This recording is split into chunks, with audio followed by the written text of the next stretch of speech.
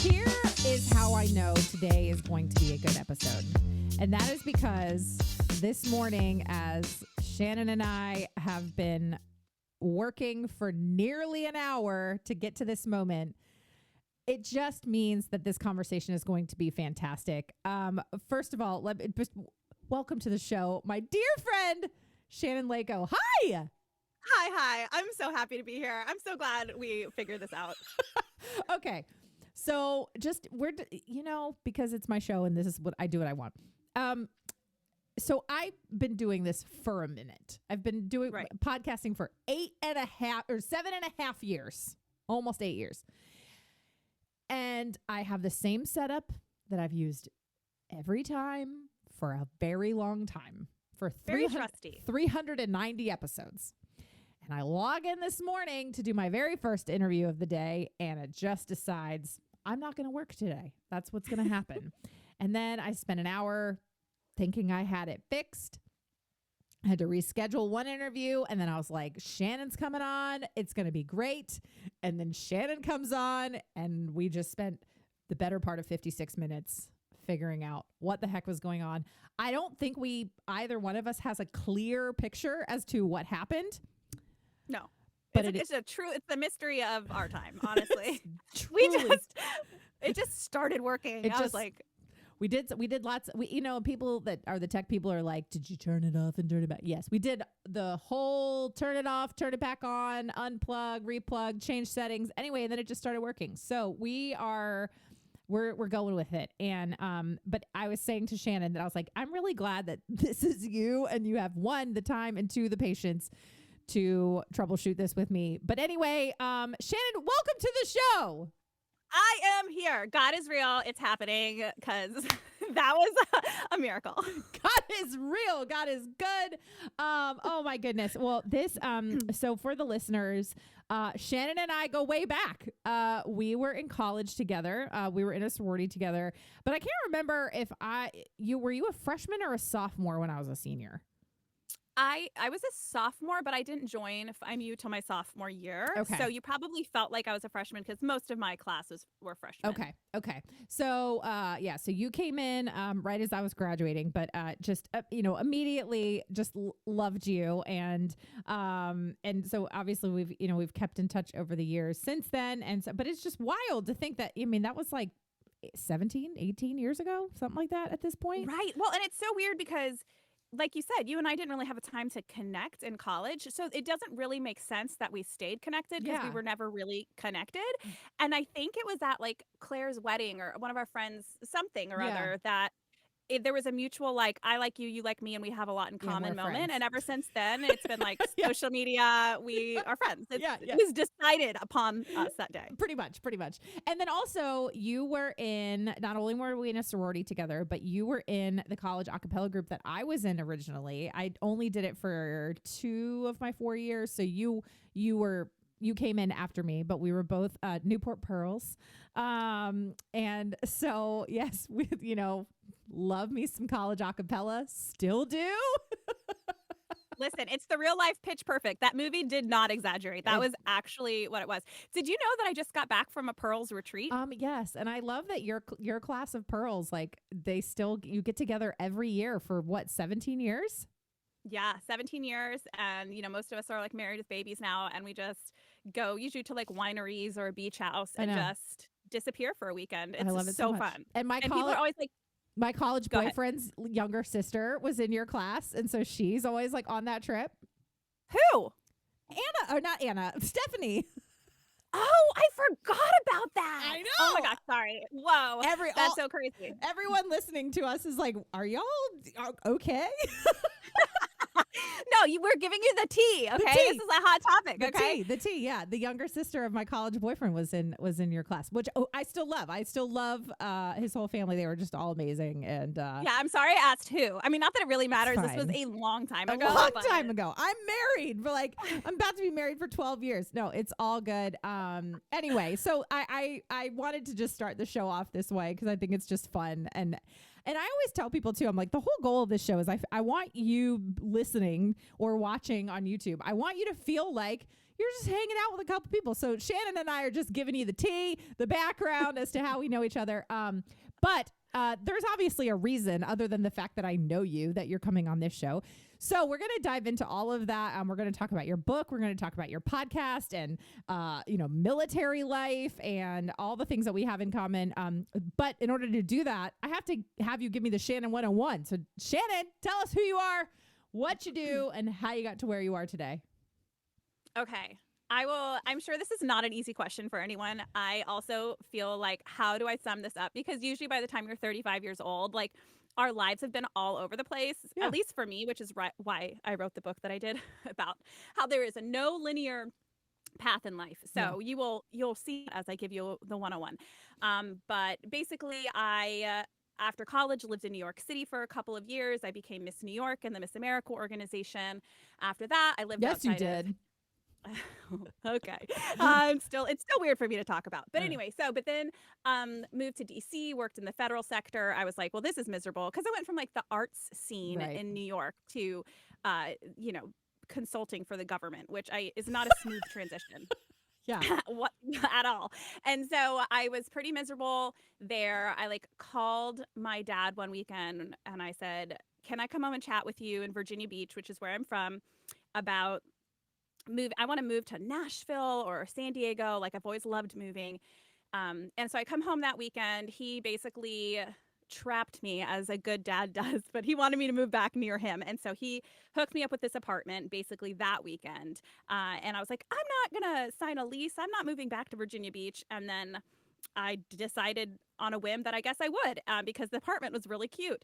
And that night I texted some girlfriends. I was like, I guess I'm moving back here. Do you guys want to hang out tonight? I'm going to be here in about a month, but I'm here for the weekend.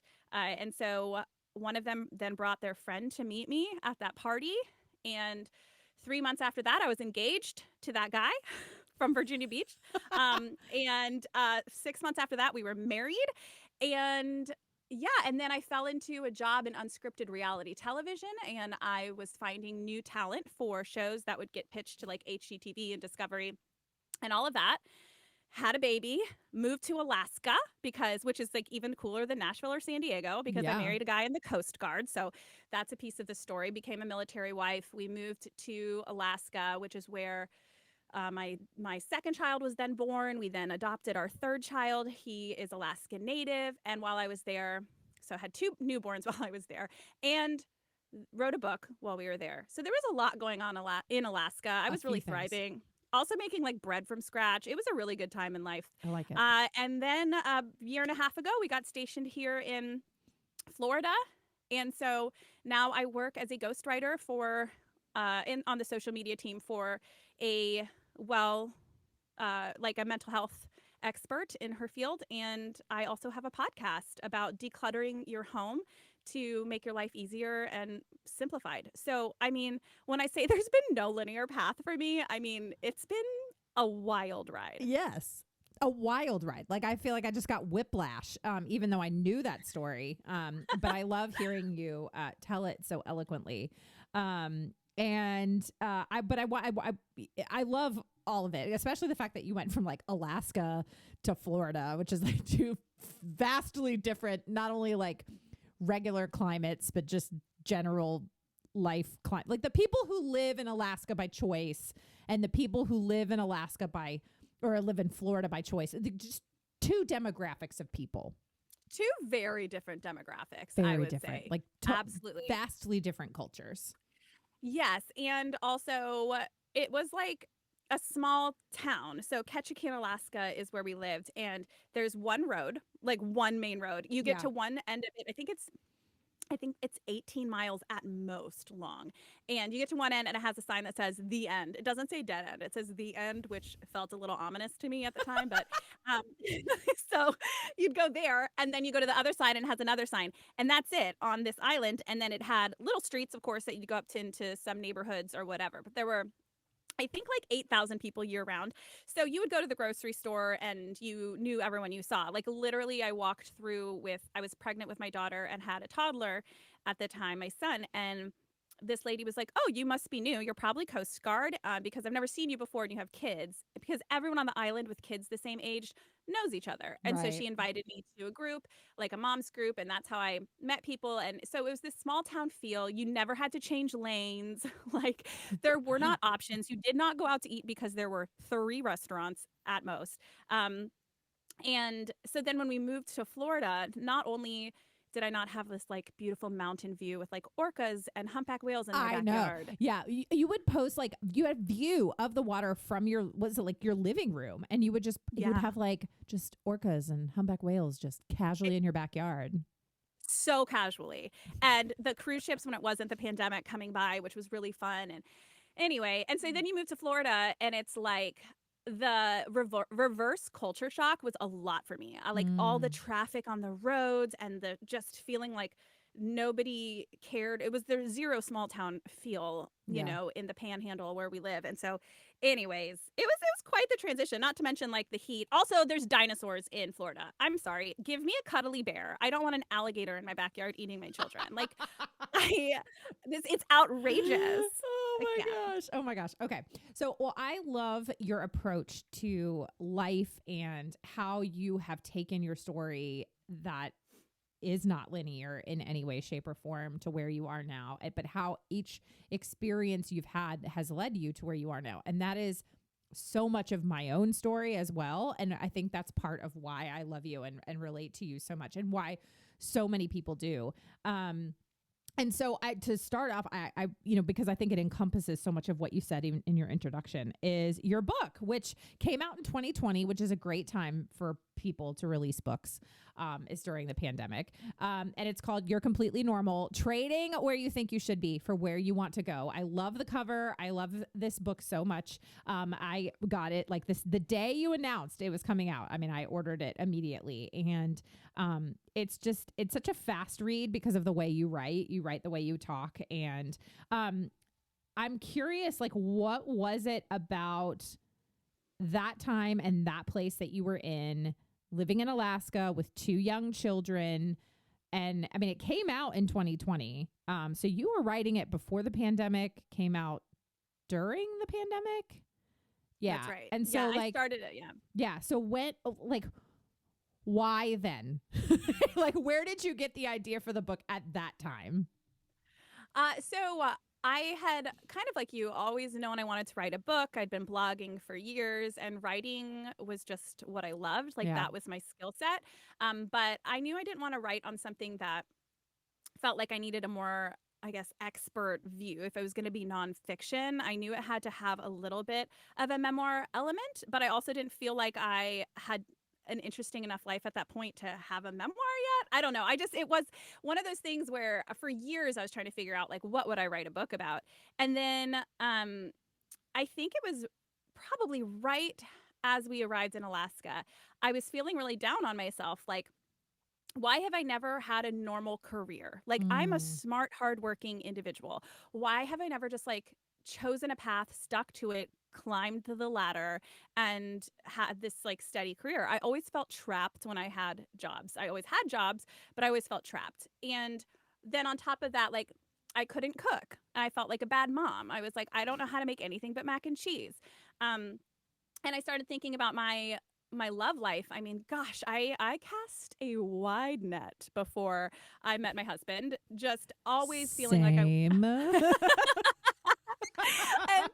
I had always done that math in my head. Like when I was 25, I was like, okay, if I met the love of my life tomorrow, Yeah. then we would want to date for like 2 years, which would mean that I'd be 20.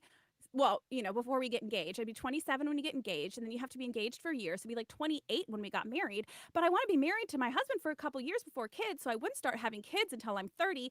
And that's kind of getting a little bit older if I want to have more than one kid. Like, will I be an older mom, like 35 by my second kid? And this is if I meet the love of my life tomorrow, right? And so I was like panicking in my early and mid 20s.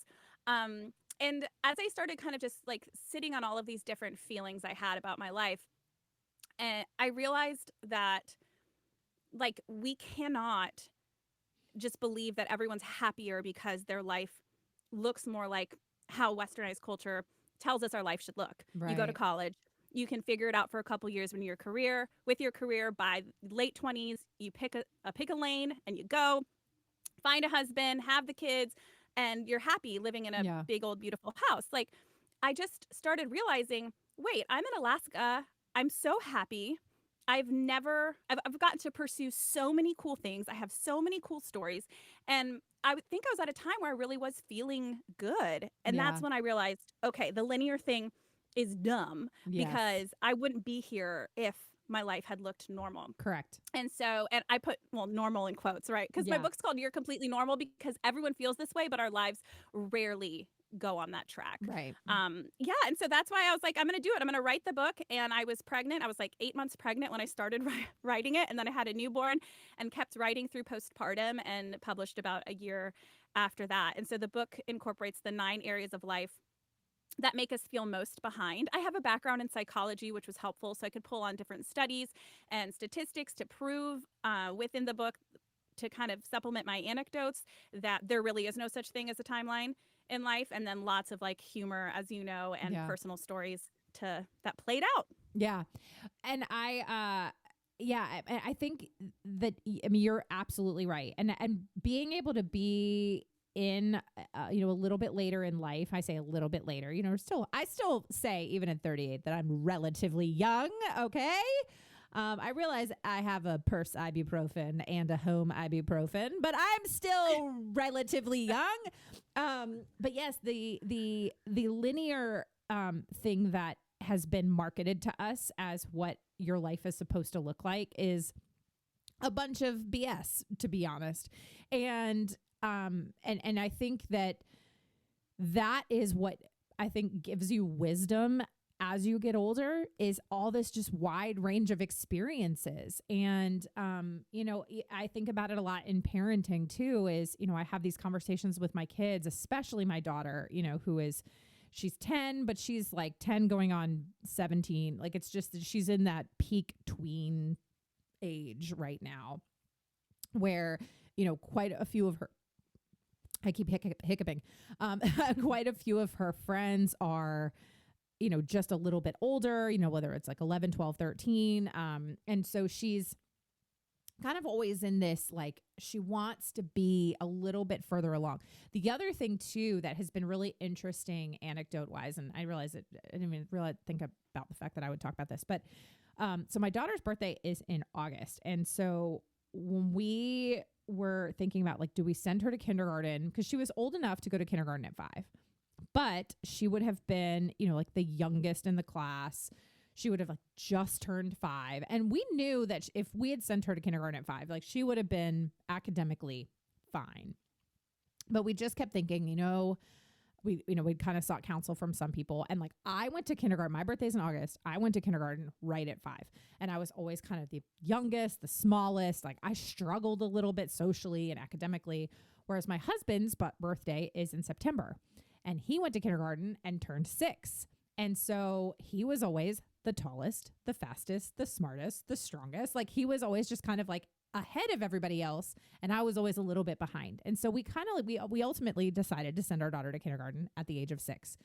But because of that, she is the oldest in her class, but so many of her friends that she grew up with are a grade ahead of her. So she's like, she sees, so many of her best friends are in 5th grade. She's in 4th grade, but she technically like could be in 5th grade, about to go into middle school. And so she's always kind of in this like, but I want to be doing this and I want to be doing this. And like, why am I not here yet? Or why am I not having this yet? And I have these conversations with her because I'm just like, I did the exact same thing when I was your age, did the exact same thing. And I did the exact same thing through high school and through college and after college. And so I think what's helpful is being able to be a parent. And I know that you do this with your kids as well, to be a parent who has those conversations with your kids on their level, but in a way that's like, here are some of the experiences I had where like, I screwed this up and here's how I messed this up. And like, hopefully you can learn from my mistakes so you don't have to repeat the same mistakes. I don't know. Have you found that to be true with you too, especially with parenting, is being able to take that wisdom that you gained from all those years of the nonlinear path and being able to like put that into your parenting wisdom and guidance. Yeah, absolutely. I think what you're speaking to is so true. There's a mindfulness there, a presence of being content where you are in life instead of thinking about what you wish was different or trying to do that next thing that feels like the thing you're supposed to be doing or your friends are doing or even yesterday, one of Anderson's friends got baptized at church, and Anders wants to get baptized, but I'm like, you want to get baptized because that's what you saw your buddy doing. We got to really work through what matters here, and it's just a natural inclination.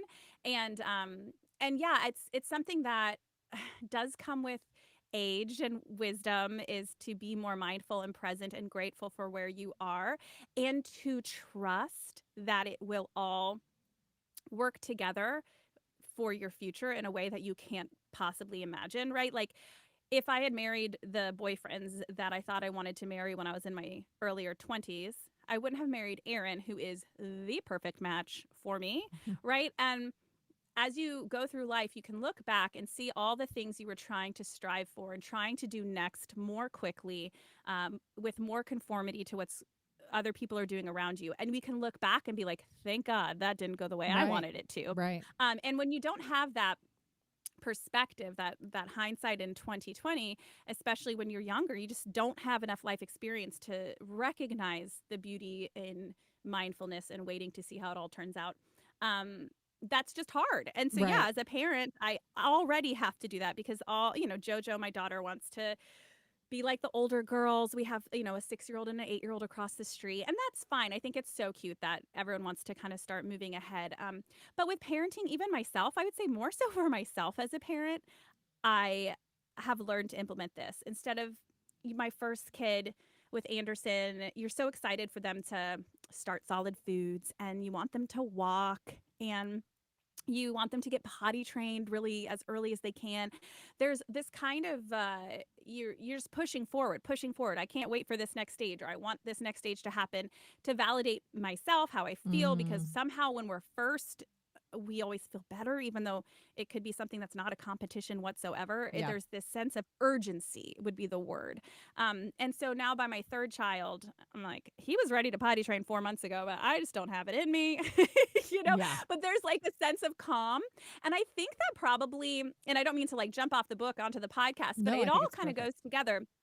I think that's why my podcast, which is about simplifying your life and decluttering your home to make room for what really matters. I think that's why I landed on that topic, is because there's a certain amount of being slow in life, present and mindful, not trying to buy the next cool thing, not trying to live in the bigger house, not trying to make all more money so you can do all the things, but being content with where you are is a huge piece of what I talk about. Because decluttering means letting go of the things that you hold on to for a sense of maybe even the future, but also just a sense of, I don't know, like you're succeeding if you have these things, right? Yeah. And instead of just being really content and grateful for what you have.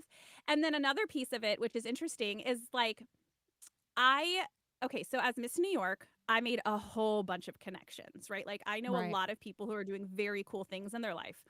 And then working in unscripted television, my job was interviewing people and editing video to make these smaller reels, not like the ones on Instagram, but these reels that I would just pitch internally. And if our CEO and director of development liked them enough, then they would zhuzh them up. And that's what would be pitched to in our New York office into like HGTV and wherever. And then writing my book in Alaska really honed my writing skills. I, was so consistent with how I broke down my writing hours to get it done with 2 kids that like I got really good at writing consistently. So all of those things feel really random. But now I'm doing this podcast, and what am I doing? I'm interviewing people and editing. I am calling upon so many of the people in my network many that I met when I was Miss New York. I am writing and creating on social media a lot, and doing little bits of writing every single day, whether it's for captions or for my job with the psychologist. And so everything I did didn't make sense. But right now I'm like, oh man, this all makes so much sense. Yes. And that's something I'm so grateful for, that hopefully I can use this example as my kids get older to show them, like, it will all come together if you just continue to pursue the things that God calls you to, that bring you joy, and not always just move through with urgency. Yes. Oh my gosh. Yes. And it's so, like I said, there's so much to your story that I just relate to, is that ability to then take those skills that, God was cultivating in you all along. And at the time you're kind of like, why am I doing this? Or why am I in this spot? Or like, why am I Miss New York? You know what I mean? Like, why am I in New York, working on Broadway? Why did I go work in government sector for a while? Like that, it seems so disjointed, but then when you realize the skills that you were honing along the way, absolutely. And I think about the same thing for me too. Like, I mean, I wrote my first proposal for my book in the summer of 2017. And so by the time my book comes out, like in March, it will be, like, I don't know, math is hard, like 7-8 years since I really started working on this book. But if I had done that very first book proposal was a very vastly different book than what this book is now. And even like I had dreams of when I wanted the book to come out. And if the book had come out when I wanted it to come out, like certain things wouldn't be in the book and certain things wouldn't have happened. And like, there's just all these different things, but it's, and all along the way I was, cultivating relationships through my podcast. And all along the way I was honing my writing skills and honing my storytelling skills and all those kinds of things that then I got to put into use. And it's so much better when at the time you get really disappointed, and sometimes we can take no's or not right nows as massive disappointment, when it's actually just God saying, just wait, just patience, like patience. And, I'm in the book of Genesis right now, in my reading plan. And it's just amazing. Like, a couple days ago, we finished up the story of Abraham and Sarah, and, Sarah gets this promise from God, and then she's just tired of waiting. And so what does she do? She takes matters into her own hands. She's like, God, God's like, I promise that a son's going to come through you. And she's like, well, I'm in my 90s. And so this isn't going to happen. And so I'm going to just take matters into my own hands. And so what does she do? She has her maidservant Hagar sleep with her husband. And God's like, this isn't what you were supposed to do. You know what I mean? And then, but then of course, eventually Isaac comes and yay, the promise. But then what happens with his own kids? You have Rachel and you have Leah and you have Jacob's story, and you just have all these people, who can't get pregnant. And even though they have a promise. And so what do? They try to take things into their own hands. And it's like, they didn't even learn from the mistakes of their parents. But all along, God is just like, wait, not yet. Wait, not yet. And I realize it's kind of maybe a random example of but we see it. This has been happening for thousands and thousands of years. We just try to take things into our own hands. And we, instead of, just taking the next step, the next right step of faith, doing the next right thing in faith, like then when we try to take things into our own hands, we just end up, Well, that's where so much sin comes from, honestly, right. Is the urgency that we feel to succeed and to do the next thing. What does that breed? It breeds pride, because we're trying to do it all of ourselves. A lack of trust in God's will. We want our will over his. Yeah. And then there comes into the competition. So relationally, things get tense because we're either feeling envious or competitive, and then gossiping and slander. Like a lot of these things, they stem from this desire to make our life turn out how we think it should turn out, and to get there faster. And so whenever I meet someone who is really, you can just tell that they're mature in the faith, there's such a groundedness to them, right? Like that doesn't mean they don't work hard or they don't have goals, but there's a comfort when you're around them because you can tell they're not on the hamster wheel, because their faith in God is so strong. Like they are listening to the Holy Spirit to help them make their next move, even if it feels difficult. And then from there, they trust in God's will and they move forward through God's will rather than their own. And so that brings them a sense of peace that, as the Bible says, transcends understanding. And I think that's a really, really huge piece that if we think of on a high level, okay, if I remove this urgency from my life, this idea of where I want to go, what success means to me, my attachment, let's say, to my children's success, remove all of that and just put on God lenses and say, I trust in his will and let me sit back and listen to what he wants from me. Gosh, it just makes our lives so much better. And then sin does not have as much entangling, like it can't entangle us the way that it can when we are just so worked up about what's going to happen. Yeah, absolutely. Absolutely. Well, I think that makes a good segue. And you kind of alluded to it, to your podcast, the Paring Down podcast, which I've gotten to be on your show, which was so fun. I am curious, and especially as you were kind of alluding to, just your passion for simplifying life and decluttering, and slowing down. I am personally curious, and I don't know if, forgive me if you have mentioned this somewhere and I just missed it. Did a lot of it stem from living in Alaska? Because I have to imagine that, like you were saying, living in a small town in Alaska, in Ketchikan, Alaska, like where you can see humpback whales and orcas from your living room window, and there's one road that says the end and 3 restaurants. I can only imagine, like, it's just life is a little bit slower pace there. And did that have an influence on you kind of getting into the decluttering movement? Or have you always been a part of the more minimalish society? Like, where did that stem from? Yeah, there's a lot of factors, but definitely the biggest push was Alaska. So my mom growing up was pretty minimal-ish in terms of what she kept and how she talked to us about our belongings. There was a lot of, it's not that you don't have enough space, it's that you have too much stuff. That was said to me over and over growing up. But I wouldn't say at all I digested that as like I'm going to live a minimalist lifestyle at all.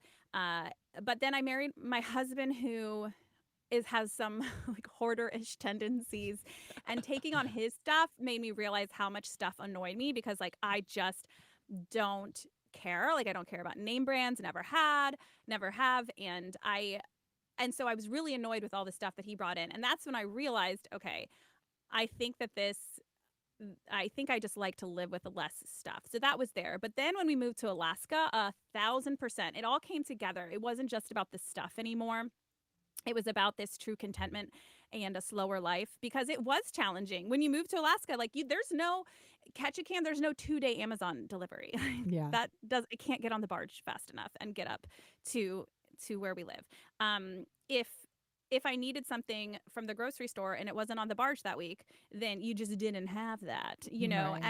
And also everything was slower. Like you would go wait in Starbucks line and it would be a lot longer in Ketchikan. Like I like that there was a Starbucks in Ketchikan. Yes, inside the Safeway. It was a very exciting thing for me. And there's no like fast food. I mean, I guess there was a McDonald's drive-through like in the side of this kind of abandoned mall, but I don't eat fast food. But there's really not much there. We had a Burger Queen. Not Burger King, Burger Queen, which was actually delicious. But anyway, the point is that everything was a lot slower, and so that was a hard adjustment there. But then, like I said, a harder adjustment coming back and realizing just how everything in the lower 48 feels so rushed. Everyone's in a rush. Everyone's mad at each other on the road, trying to get to where they're going to go. Everyone wants to get into the shortest line at the checkout. Everyone wants the easiest thing for food. You just go, order Chick-fil-A, and everything was just so fast, and there were so many choices. I mean, gosh, I forgot how many choices. And it was my first experience with kids in the lower 48, really. I mean, I had a toddler when we moved to Alaska, but everything changes when you have more kids and they want to start doing more things. And all of a sudden we had all of these choices, versus in Alaska, I would just like take them to the beach and they would look for crabs and sea urchins for hours. And when we came here, it was like, do we go to Just Jump? Do we go to the water park? Do we go to this like science museum? Do we go to this gymnastics place? Like it was so much. And I think that's what led to a really dark place. When we moved to Florida, I was definitely depressed for the first year we were here. And that's when I realized like so much of it had to do with the fact that life was just so much simpler in Alaska. And I did start paring down in Alaska, like a lot of donations and getting stuff out of the house. I've done that mostly throughout the years though.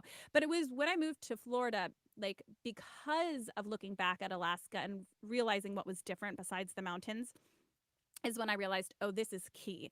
And so that's when I just started it like in droves, getting rid of more and more stuff in our house, even the visual clutter, like taking down some of the picture frames and making sure our toy room like was very decluttered so that it couldn't explode, because it'll explode no matter how many toys you have. Totally. But like you can limit the explosion Yeah. results if you have fewer. Yeah.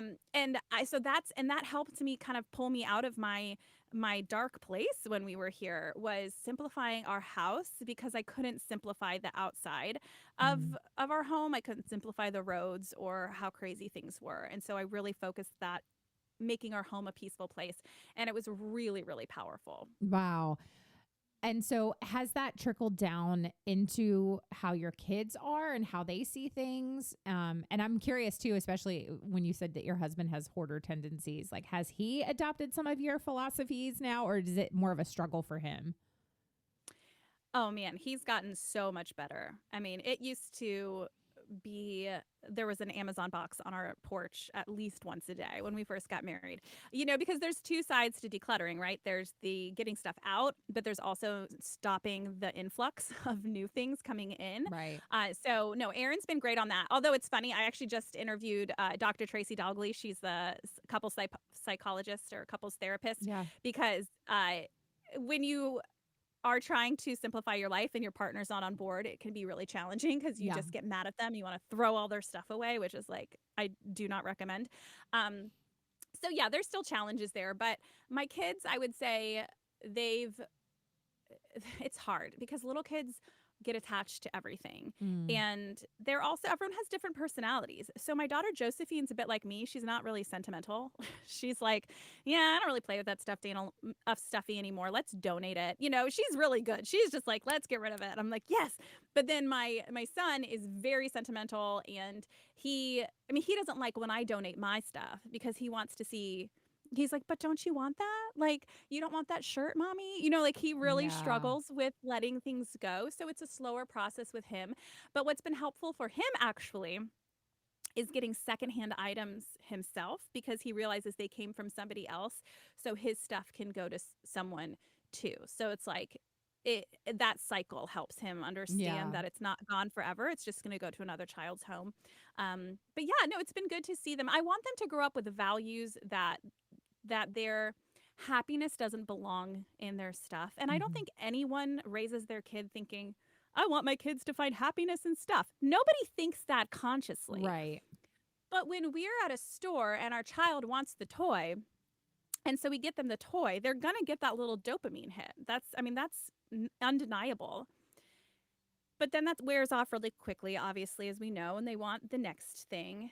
And so I want my kids to learn to deny themselves a little bit in that moment of wanting that dopamine hit and find that feeling elsewhere. What do we value that has long-lasting impact on our joy? Well, that's gratitude, right? So let's get that dopamine hit from going through all of our stuff. And it feels good to get rid of stuff. It feels good to have a clean room. Even my kids get that, right? Like they love going into a clean bedroom or a clean toy room. Like that gives you the same good feelings that buying something has when you can organize a space or whatever. And so I let them focus on that. And through that process, we talk about what we're grateful that we already own, right? Like, man, I love these magnet tiles that we have. Like, you guys are so good at building ships. I'm so grateful for these. And I think that gratitude piece has really been key for my kids. But yeah, it's about choosing what values you have. It's being intentional about the way that we move through the world and we help our kids move through the world, because we can say up and down that, of course, I don't want my kids to be materialistic. Right. But if we don't do anything about it, if we don't stop ourselves from that fast dopamine hit, then they're going to grow up wanting that, thinking that Yeah. that is what success is, and that is what really matters. So it's a really intentional approach to kind of switch things around. Yeah. I I really love the way that you just described, just the intentionality of it and the trickle down effect that it has. And yeah, and I think about that too, like even especially for mental health, like the impact that it can have on mental health and being able to go like my favorite day of the month is when my house is clean. Like it's only clean for like 6 hours and it's fine. But I just walk in my house and it's like my blood pressure immediately drops.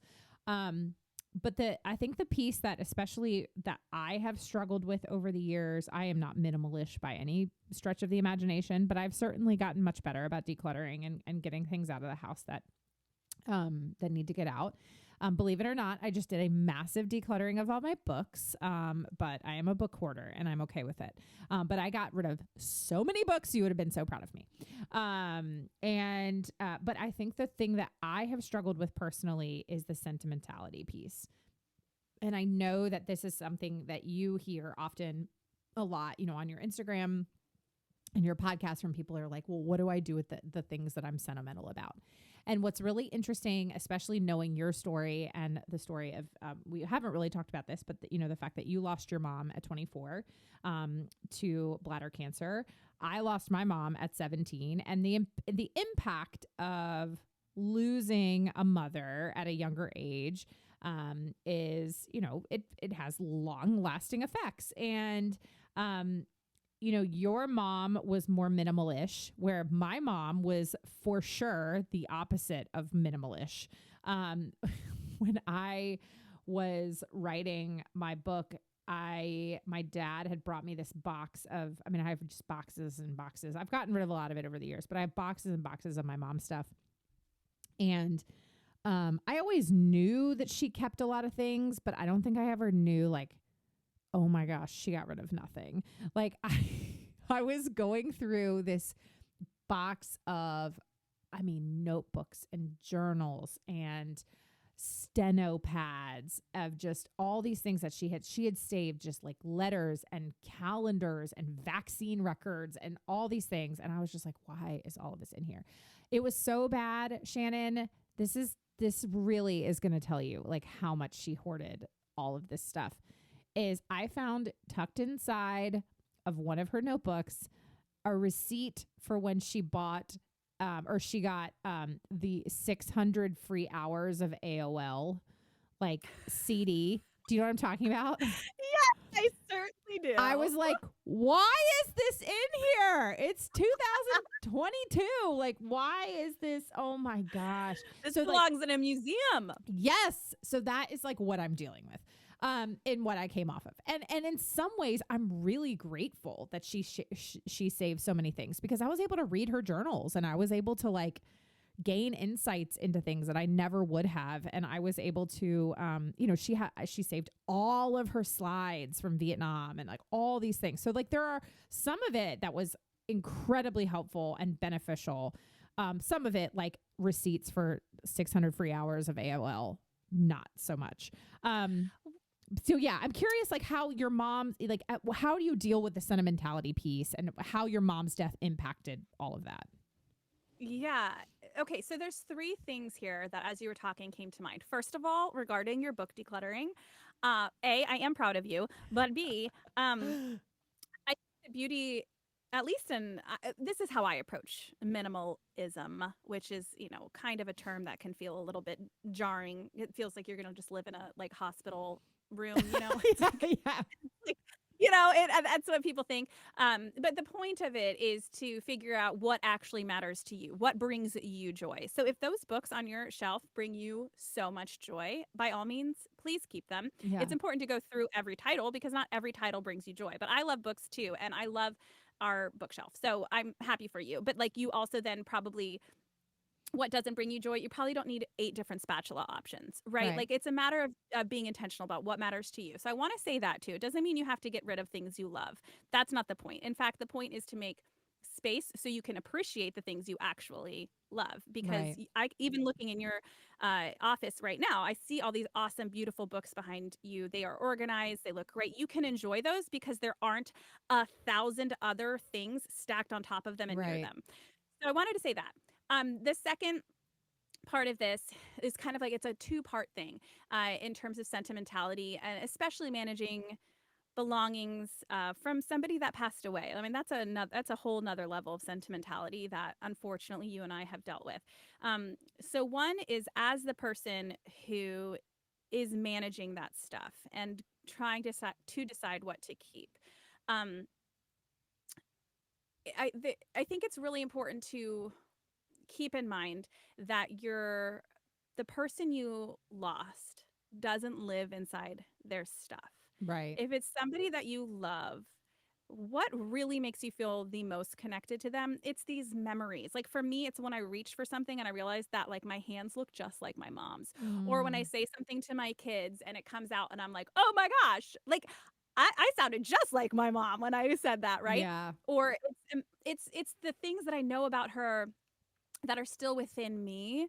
And yes, sometimes, of course, especially like the written things, I love cards from her because it's her handwriting and it's very direct. And those things are beautiful to keep. I love that. Pictures, absolutely.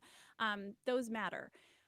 But when it's like, do I keep the china she really loved or all of her clothing? Or I mean everything becomes sentimental when it's somebody that you lost.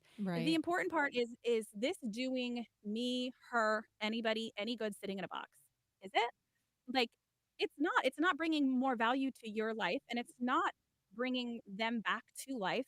Um and so we can let go of those things that we can't actively appreciate. So for me, there was a story behind every single piece of clothes in her closet. There was the shorts she would wear whenever we had a picnic outside for church. There was the dress she wore when she came and saw me in plays. Like I knew every outfit, and so they all felt sentimental. But then I was like, what good are these actually doing sitting in a box or hanging in the back of my closet? Like it's not bringing my mom back. The memory is going to church with her and sitting outside and Mm. having a picnic with her. I don't need the shorts to remember that. And odds are I probably have a picture of it anyway. But the memory is inside of me. So I kept two sweaters that fit me that I can wear. That's really fun to wear. That's hers. And I kept anything something I wanted to display that was really nice, that was hers, but they're in active use. They're not sitting in a box. Like with the I did then once you make these rules surrounding like these kind of unwritten rules of how to place boundaries upon what you'll keep, then you can kind of break them. So I do have one small like tote situation that has her Chatty Cathy doll in it from the 1960s because I want my daughter to play with her with the Yeah. Chatty Cathy. She's just about at the age where I don't think she'll cut off the hair. So, waiting until that happens. Oh yeah. Um my mom was a triathlete, so I did keep her bike helmet cuz that feels really really important to me. Mm. And that's like pretty much it besides cards and pictures and the two sweaters that I wear. And I don't feel less connected to my mom than the people who have a whole storage unit of the things that were their parents, right? In Yeah. fact, I think that when we do that, sometimes we are clinging to a past that makes us even more sad rather than feeling grateful. When I put on my Mm. mom's blue sweater, I feel so excited that I don't know, does make me feel close to her, but it doesn't add to the sense of overwhelm like she's present and she's with me. She's not sad and sitting in a box. Right. And so there's a difference there. And that can go for our kids' clothing, right? That can go for anything that's sentimental. If it's sitting in a box, it's really not doing anyone any good. So I do keep a memory box for my kids, but I always have to think, will they enjoy this in 30 years? Or will they be like, Mom, why in the world did you keep, this dumb thing that I don't care Yeah. about, this little cat? Okay, so that's the first part is when you're the person trying to decide on sentimental items. I definitely just recommend remembering that the memories, that person doesn't live in their stuff. They live Right. in you and in your memories. Yeah. The other piece of this is you were mentioning how your mom kept so much stuff. And some of it you're grateful for, but a lot of it just feels kind of overwhelming. And now it is now your responsibility to deal with. Right. And so there's something called Swedish death cleaning. Have you heard of this? No. I know it's a pretty jarring name, like Swedish death cleaning. In Sweden, we kill you to death, or we clean you to death. I don't know. That's just that's not at all what Swedish people sound like. I don't know why. was that like Russian? Yes. In Soviet Russia, death cleans you. Anyway. Oh, sorry. No, it's great. So I'm obsessed. But that's exactly how it feels, right? It's like so intense, but it's called Swedish death cleaning. Okay, go on. And the people of like the Nordic countries like Sweden and Denmark and over there's a lot of simplicity in the way they move through life. That's a huge value of them as a culture. And part of this in Swedish death cleaning is basically the idea that as you get older, you pare down your things so that the responsibility doesn't fall onto your loved ones. Yeah. And it's a really powerful notion because especially in westernized culture, we don't like to think about death. Right. It feels so scary and taboo and awkward and morbid to talk about. But at the end of the day, we're all going to die. Like that's just the one thing we all have in common, you know, and to think about it is actually freeing because you're not as like scared. Like when we're trying not to think about something, there's a certain fear attached to that. Right. But when you face it head on, it becomes a little bit less of a scary thing. Right. And through that, you can actually love the people that you're leaving behind better in the sense that you are thinking about their future as well. So they don't want to go through all of your stuff. If you don't want to go through all of your stuff, I promise you, your kids or your brother and sister don't want to either. Yep. You know, and so the art of Swedish death cleaning is kind of a way that you can walk through what to go through and how to start that process before you pass away. So before an old age. But we also don't know when we're going to die. Right. You know, we will not all live to be 80, 85 or whatever. And so to me, I was grateful my mom didn't have a ton of stuff, but she still had, I mean, there still was stuff, but I was grateful for that. And so I want to offer that experience to my loved ones whenever I do pass away, that not only they are not left with this huge burden, but they know it's important to me, right? Like I would definitely leave my journals behind. Yeah. That's awesome. And some pictures from big experiences, which is also why I try and label my pictures because, I mean, so morbid, I guess, is like what kind of does how it feels that way. Yeah. But I want people to know that part of my story. I want my kids to appreciate that. But what I don't care about, I don't want them to have to wonder. You know, I don't want them to have to go through and be like, did mom really care about this, I don't know, these shoes or this sweater or this kitchen utensil or whatever. I just would rather than be like, she had a spatula and a spoon and like, I don't know. And the drawers aren't packed and you don't have to wonder what cord goes to what and is it worth saving that device from the 1990s. Like, I just would rather take that pressure off of them to deal with it all. So yeah, those are the two parts, is being the one that feels sentimental and then the one who can protect your loved ones from that experience. Yeah. Well, and then I think that kind of goes right into the philosophy that you learned from your mom that I have even just like, I think it's an all-encompassing philosophy, and it's a really sweet story. You kind of open your book with it. It's a sweet and it's a sad story of a conversation you had with your mom a few days before she passed. And so would you share that story and kind of how that has played into how you've taken that into the rest of your adulthood? Yeah, absolutely. So a couple days before my mom passed away, and by the way, she had bladder cancer. It was very quick. She was diagnosed in March of 2012 and died in September of 2012. So it was about a 5-month ordeal. And she, she was a triathlete, a registered nurse, a dietitian. She was, I mean, the picture of health. Everyone on our family side have lived into their 90s. Yeah. So this was very bizarre. And a few days before she passed away, after we'd done everything we could, I said, what's like one thing you want to make sure you tell me? Like, what's one piece of advice? And she kind of said it flippantly because, that's a big question. But she said, you know what, Shannon, don't save the good wine. She was upstairs in her bedroom and on her hospital bed that we had come in for hospice. And she said, downstairs, there are a couple bottles of wine that we were saving for a special occasion, and now I'll never know what they taste like. So don't save the good wine.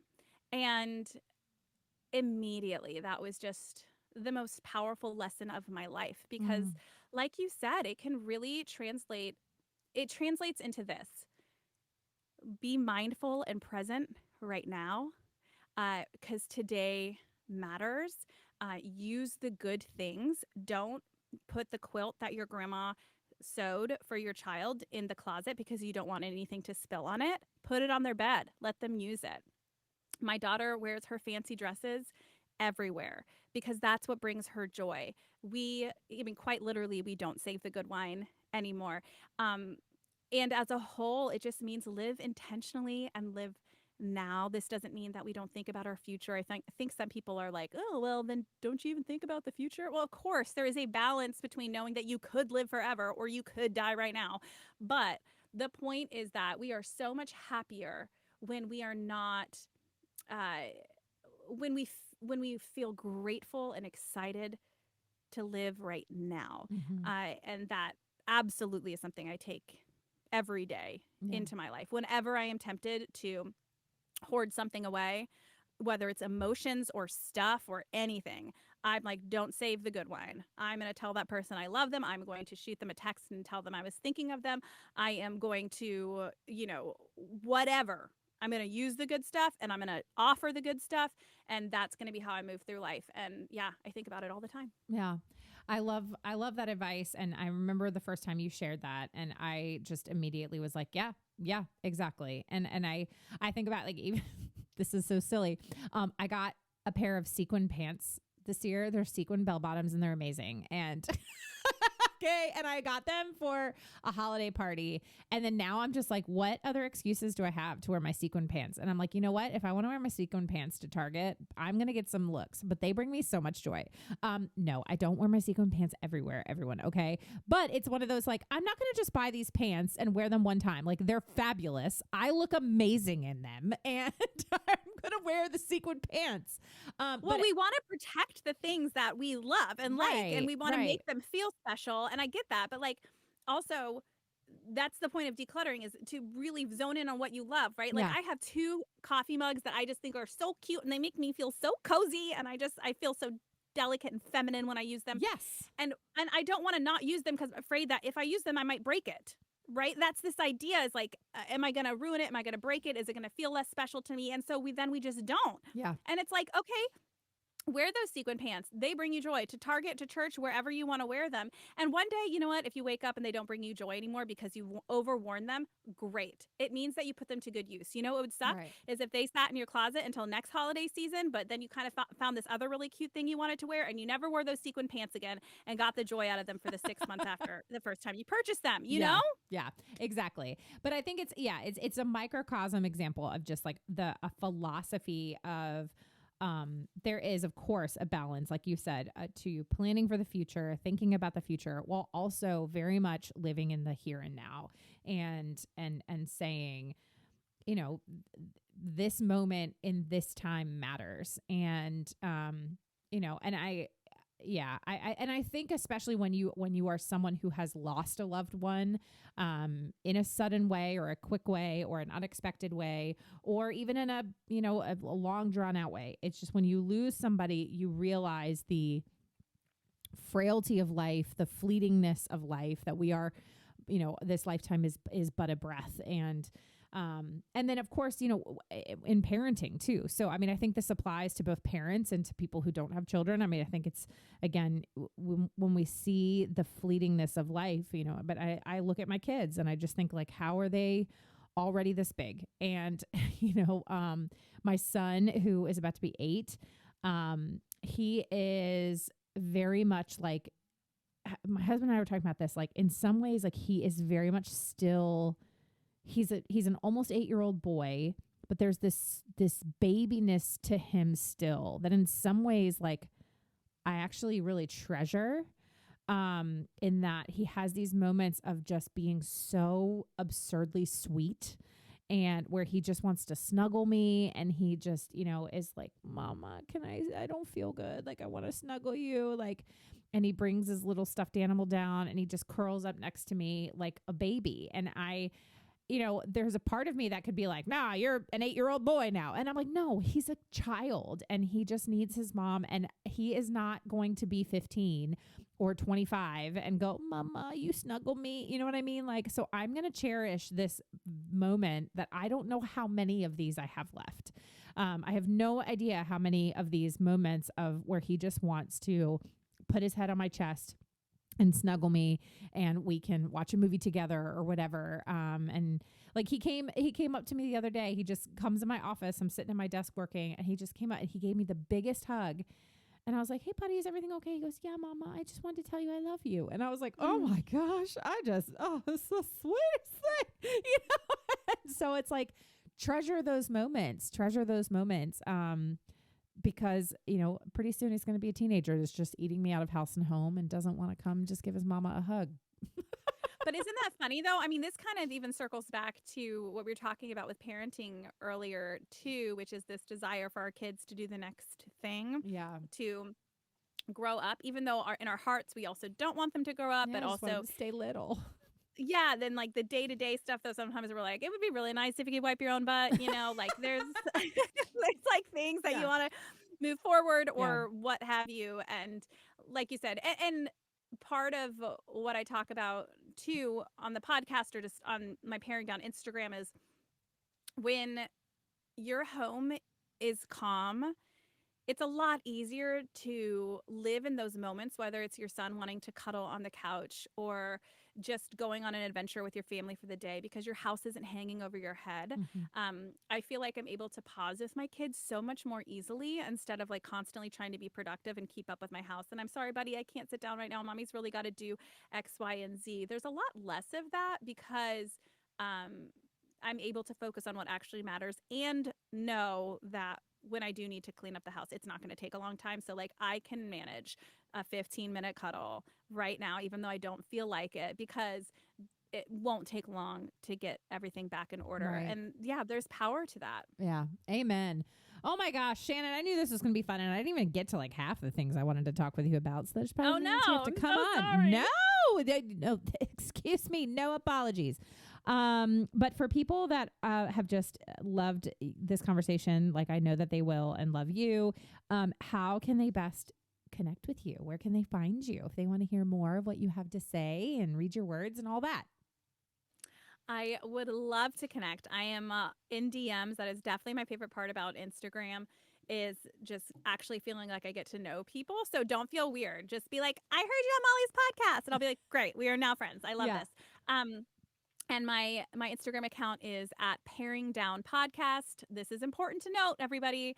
There is no I in paring down. Yes. So there's a difference between when you pare down something, P-A-R-E, and then you have a pair of something, like shoes, P-A-I-R. And I don't say that condescendingly. I say that because everybody I know puts an I in it. So you're not alone. But it's Paring Down without an I, Paring Down Podcast on Instagram.